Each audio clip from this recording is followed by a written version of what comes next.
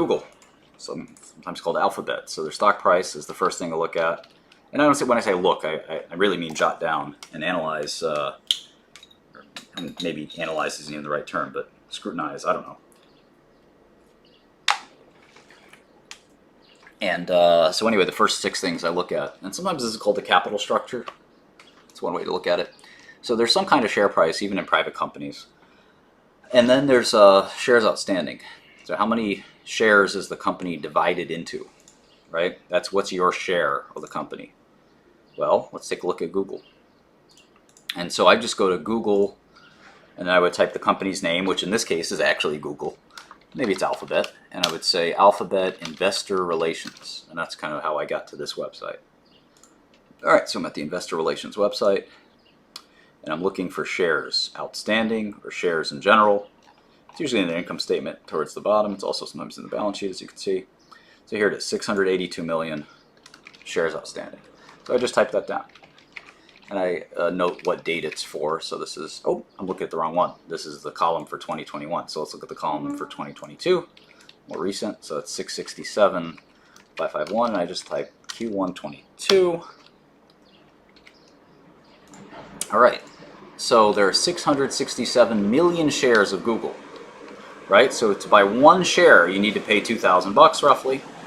But if you bought one share, right? So here's your, zoom in here. Here's your share. You bought one share, right? Well, the amount of shares, all the shares, right? The 667,551,000. So you own 1 over, right? 1 over 667 million shares. Not much, right? You don't own much of that company, do you? And how much did you pay? Well, we can multiply it by the price. So you paid $2,200, right? Well, how much would it cost to buy all of them? Well, how would we figure that out? Well, if it cost me $2,208, $2,207.85 to buy one share, well, what if I bought 2 shares? Okay, that's about $4,000. Well, how about 10 shares? That's $22,000. That's about the price of what? What can you buy for $22,000? I was going to say a new car, but I don't think you can even buy a new car for that. $22,000. Maybe like an iced out diamond necklace, something like that. Maybe a nice dinner at Per Se here in New York, dinner for 4. I don't know. Maybe the bed that my cat sleeps in, Trashy the cat, Trashy's bed. Probably around $22,000. All right, I'm just kidding about that. Trashy sleeps in a $20 bed, but it's comfy. All right, how about for 100 shares? 100 shares would be $220,000. I was going to say that could buy you a house, but not really. Not New York, at least. So for $220,000, what can you buy? What can you buy? What costs around $220,000? What would you say? A really, really expensive diamond necklace? I don't know. Engagement ring for Lauren? Something. Who knows? All right, how about 1,000? 1,000 shares. All right, $2 million. Now that's a half decent apartment in New York. But what percentage of Google would you own? So you can buy 1,000 shares of Google for $2.2 million, or you can buy a new apartment in New York City, right? But what percentage of Google would you own? You can actually calculate this. 1,000 divided by 667 million. Oh boy. What percentage is that? It's giving me this weird thing. All right, well, it's not 1%. Is it 0.1%? Nope. Is it 0.01%? Nope. Is it 3 decimals? 4? It looks like it's 4 decimals. So you would own 0.00015% of Google, even though you're spending $2 million. So how much would you have to spend to own 1%? Well, let's keep going. You bought 10,000 shares, $22 million. Well, that's a lot. That's probably the most expensive house in almost every city. Only for, say, like New York City, maybe LA, a couple cities, that you'd have the most expensive home. $22 million. For most people, that's enough to retire. That's only just 10,000 shares of Google. You might get 10,000 shares of Google just for working there for a couple of years. It's a hell of a company to work for, isn't it? They just give out stock for their employees. Let's say you had 100,000 shares of Google. Maybe you're an important executive there. Maybe you are a big hedge fund and you're buying Google stock.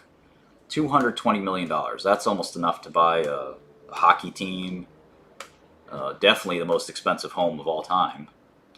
Most expensive art of all time. But look at the percentage. Your stake of Google is still close to nothing. 0.01%.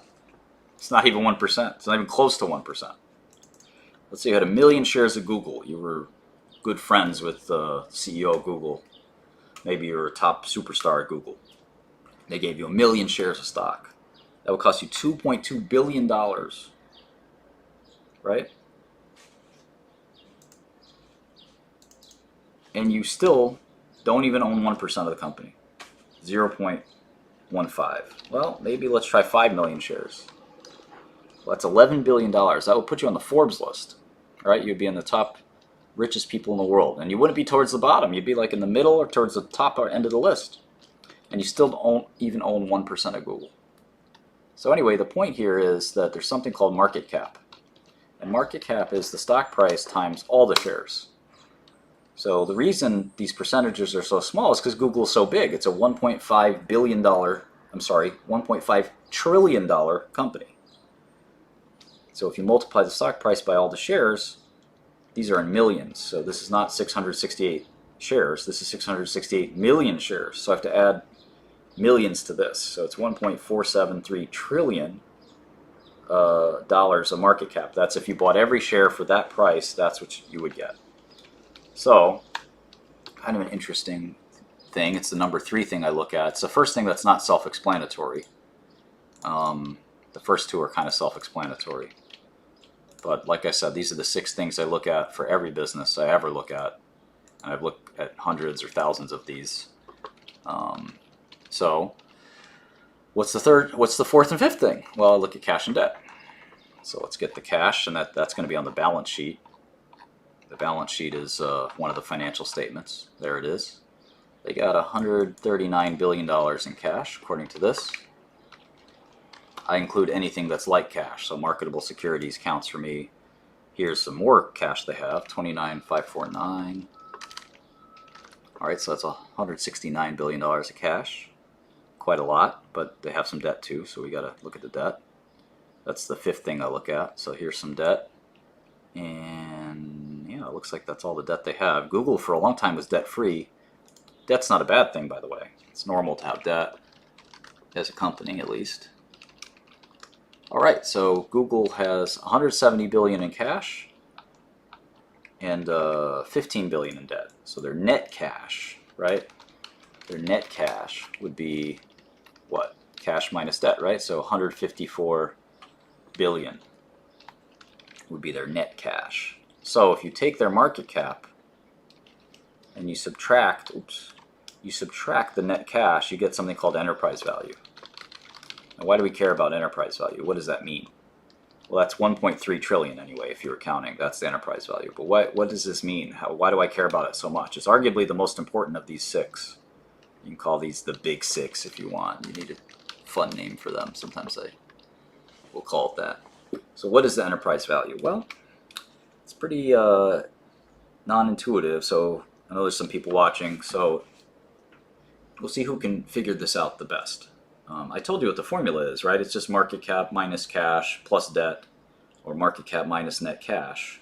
You can just call this net cash if you wanted, and you call it the big 5. But what does it mean intuitively? So enterprise value is the value you are paying for the business itself. So you're excluding the cash value of the company. Why would we do that? Well, let me tell you a story. Let's say I had Shkreli. Well, let's say I was offering you a building. So I want to offer you this building I own. I've owned it, passed it down to my family. My dad passed it off to me. It's in Brooklyn, and I want to sell you this building for $5 million. And you say, okay, I'll think about it. And you come back in the next day and you say, well, how would you want to do this deal? How would you want to sell me the building? I said, all right, well, I got an LLC. It's called a Shkreli Building LLC. And then you say, okay, well, what is Shkreli Building LLC? Well, I say it's simple. It's one deed for the building in Brooklyn, and it's got, and that's what it is. And they said, okay, well, that sounds good, but do you ever have a bank account for the building? I said, of course. I got one JP Morgan Chase bank account that the rent goes to. Okay, or the management company's fees go to, whatever it is. And the person comes back a day later and says, hey, Martin, how much money is in that bank account? Oh, well, there's $100,000 in it. I said, okay. The guy comes back later. His name's Jake. Jake comes back later and says, Martin, you got a deal, $5 million, right? And we signed a contract where he would buy the building, the Shkreli Building LLC, because the Building LLC contains the deed, right? I can sell him the deed directly, but let's say for argument's sake I'm selling him the LLC because he wants to have his own company and all that stuff set up. He'll change the name from Shkreli Building LLC to Jake Building LLC.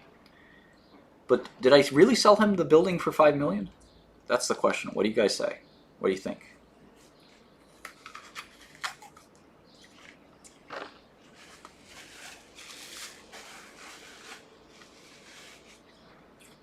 No, of course not. He's getting $100,000 for free, right? So really, he's paying $4.9 million for the building plus the $100,000 in cash, right? All right. Well, let's do the opposite. Let's say it's Lauren Building LLC, and Lauren comes to me and says, let's say this is LA. Well, I got a building in LA. I said, okay. Well, what do you want to sell me the building for? And Lauren's a very beautiful woman, so she says, it's a $10 million building. It's okay, well, I'll think about it, Lauren. She's very convincing, so I said, all right, I'll do this deal, but what else is going on? How do you want to do this deal? She said, well, I'm doing it through this LLC. I said, okay, yeah, that's standard way to do business. What's in the LLC? Well, I got the deed and I got a bank account. I said, bank account? Well, what's in the bank account? And she says, oh, it's nothing. There's just a debt for $5 million. I said, okay, well, when were you going to tell me about this? Oh, it's just a detail. It's a detail, but if I bought this LLC from you, I owe the $5 million because I now own this debt too. So I'm really paying $15 million for it, aren't I? I got to pay the $10 million to her, and then I got to pay another $5 million, right? I got to pay another $5 million for the debt that the building has, which isn't such a bad thing necessarily. Maybe this building's worth $100 million, but the debt counts too, right? So anyway, that is how enterprise value works. So Google's enterprise value is a little different from their market cap. The same way that $10 million building is really an enterprise value of $15 million, or the $5 million building in Brooklyn was really an enterprise value of 4.9. Well, Google has a lot of cash, so its real value, the corporate value, the enterprise value is lower than it looks. It's only 1.3 trillion instead of 1.4 trillion or 1.5 trillion, but it's a big number, but it is less technically, so it's important. Anyway, somebody seems to say that we're close to our stop loss in the market, which is true. It's funny, I shorted all that Microsoft, and Microsoft, I covered it immediately because I made a mistake, and it's about a $50 mistake. But if I didn't cover it, I would have made a lot of money. But again, I'm happy to not make that money because it was a mistake. I just pressed the wrong button. I put 100 instead of 6. I'm so happy one of the viewers showed me because I would have kept it there. And why am I happy? Yes, technically, if I didn't look at the chat, I would have kept it there and actually would be up $50. But I don't want to be in the business of just getting lucky, right? I'm not interested in that. I'm interested in making good investments continuously over and over again so that I can constantly profit. If I started getting lucky like that, then, well, what's the point, right? I just click a random button and see what happens. I think that's what some other guys do. So anyway, if this SPY short hits 370, we are going to get out. I'm sorry, long. This is long. We're long 12 shares of SPY. We will get out at 370. But it's not quite at 370 yet, and so it has some chance of coming back. It doesn't look good. It doesn't look good at all, but we'll see.